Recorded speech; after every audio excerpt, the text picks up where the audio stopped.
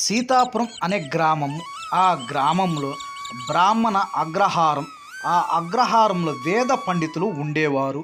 వారందరూ వేద ధ్యానము చేయుట, రాజపుత్రులకు విద్యను బోధించడం, తపస్సు, యాగాలు చేయడం తప్ప వాళ్ళకి బయట ప్రపంచం తెలియదు.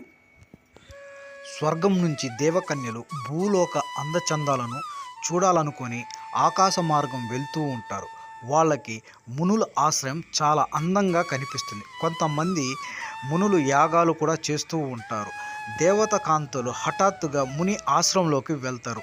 వెళ్ళగానే అక్కడ ముని శిష్యులు యాగాలు హోమాలు మానేసి దేవత కాంతుల అందాలను చూస్తూ ఉండిపోయారు.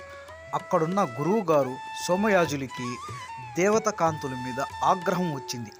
ఆ ముగ్గురు దేవతలను దయ్యాలుగా మారిపోండని శపిస్తాడు. స్వామి, మమ్మల్ని క్షమించండి స్వామి. స్వామి, మాకు శాప విముక్తి కలిగించండి స్వామి. సోమయాజులు దయ్యాలుగా మారిన దేవకాంతుల్ని చూసి, మీరు చేసిన అపచారం క్షమించరానిది. ఇది మీ ఇంద్రలోకము కాదు, మీ విహార స్థలము కాదు. ఇక్కడ మునులు మహర్షులు హోమాలు తపస్సు చేసే పవిత్రమైన ప్రదేశం. ఇక మీరు ఇక్కడి నుంచి వెళ్ళండి. మీకు ఒక మహారాజు ద్వారా శాప విముక్తి కలుగుతుంది, ఇంకా వెళ్ళండి. అలా కొన్ని సంవత్సరాలు గడిచాయి.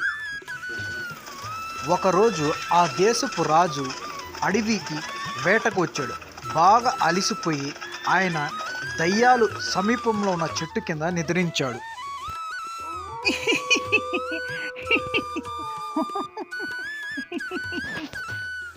మీరు ఎవరు? మనుషుల రాక్షసుల చెప్పండి, లేకపోతే నా కత్తితో మిమ్మల్ని నరికేస్తా. మహారాజా, అంత పని చెయ్యవాకండి. దయ్యాలైన దేవకాంతులు మహారాజుతో, మహారాజా, శాపగ్రహస్థులైన మేము దేవకాంతులం, మీ వలనే శాప విమోచం కలగాలని మునీశ్వరులు చెప్పారు. ఆ విధంగా చెప్పి వాళ్ళ గతాన్ని మహారాజుకు చెప్పారు.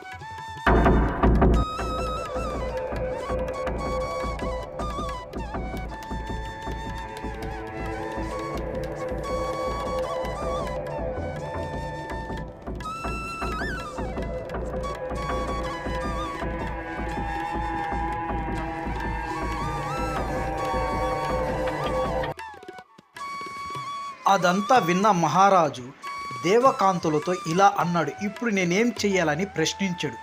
ఆ మాటలు విన్న దేవకాంతులు మునేశ్వరుని ఆశ్రమం గురించి చెప్పారు.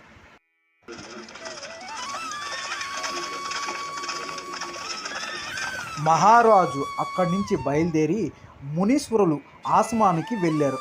అక్కడ మునీశ్వరులు యాగాలు హోమాలు చేస్తున్నారు.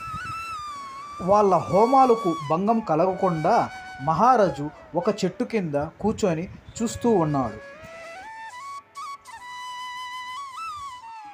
రాజుగారిని చూశాడు ఆ మునీశ్వరుడు. ఆయనకి విషయమంతా అర్థమైంది. ఓ మహారాజా, మంత్రజలము వారిపై చల్లిన వెంటనే వాళ్ళు శాప విముక్తి కలుగుతుంది. దేవత కాంతులు శాప విముక్తి కలిగిన తర్వాత వాళ్లకు మానవ రూపం వస్తుంది, కానీ వారికి దైవత్వం రాదు. వారిని నువ్వు భార్యలుగా స్వీకరించు. మీకు కలిగే సంతానంతో లోక కళ్యాణం జరుగుతుంది. మునేశ్వరుడు చెప్పిన మాటలను విని మహారాజు ఆ దయ్యాల దగ్గరికి వెళ్తాడు. రాజును చూసిన వెంటనే ఆ దయ్యాలు ప్రత్యక్షమవుతాయి.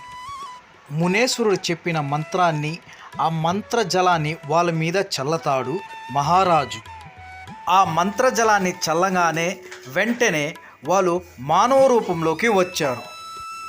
వెంటనే వాళ్ళు దేవలోకానికి వెళ్ళడానికి ప్రయత్నించారు, కానీ వాళ్ళు పోలేకపోయారు. అప్పుడు రాజు వాళ్ళతో ఇలా అన్నాడు. మీరు ఈ రూపంలో దేవతలోకానికి వెళ్ళడానికి సాధ్యం కాదని మునీశ్వరులు చెప్పారు. మీకు ఇష్టమైతే ఈ భూలోకంలో ఎవరినైనా వివాహం చేసుకొని మానవ జీవితం గడపవచ్చని తెలిపారు. మహారాజా, ఇది అంతా మహావిష్ణువు లీల. ఇదంతా లోక కళ్యాణం కొరకు ఉంటుంది. కనుక మీరు మా ముగ్గురిని వివాహం చేసుకోండి. ఇది దైవ నిర్ణయం. దీన్ని ఎవరు తప్పించలేరు మహారాజా.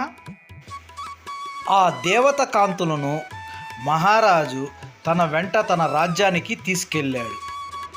రాజ్యసభలో ఆ దేశపు ప్రజల సమక్షంలో బ్రహ్మముహూర్తంలో బ్రహ్మ చూస్తుండగా మహర్షి ఆ రాజుకు దేవత కాంతులను ఇచ్చి పెళ్లి చేస్తాడు. ఫ్రెండ్స్, వీడియో చూస్తున్నారు కానీ సబ్స్క్రైబ్ చేయటం లేదు ఫ్రెండ్స్. చాలా కష్టపడి మీకోసం వీడియో చేస్తున్నాను. Please subscribe, like and share friends.